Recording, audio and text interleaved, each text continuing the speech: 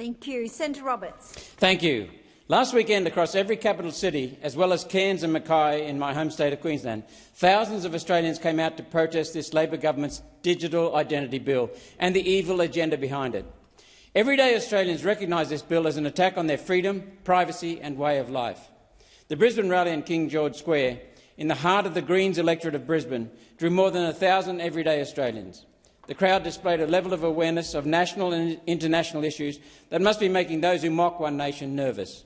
The public are waking up to the plans successive Liberal and Labor governments have and that they're implementing to use Australia as a crash test dummy for the crony communist seizure of the wealth and human rights of everyday Australians, the purpose of which is to transfer even more wealth into the hands of the world's predatory billionaires, while using the Online Safety Act, Identity Verification Services Act, the Digital Identity Bill and the Misinformation and Disinformation Bill to identify, apprehend, punish and imprison anyone who resists this slide back into feudalism and serfdom.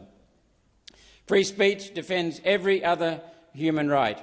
The witnesses to the Digital Identity Bill inquiry included the Human Rights Commission, drew attention to the lack of privacy and human rights protections in the bill. The committee ignored the evidence before them and returned a glowing recommendation to pass the bill, a report likely authored in the bowels of Geneva or New York, with almost identical legislation appearing in other Western wealthy nations and at the same time.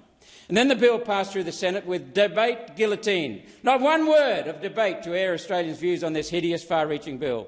One Nation has a petition to immediately repeal this evil bill. So far, 70,000 Australians have signed.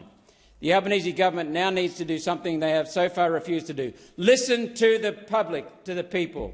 Repeal the Digital Identity Bill or take the whole serfdom agenda to an election and ask the Australian people, is this the future you want?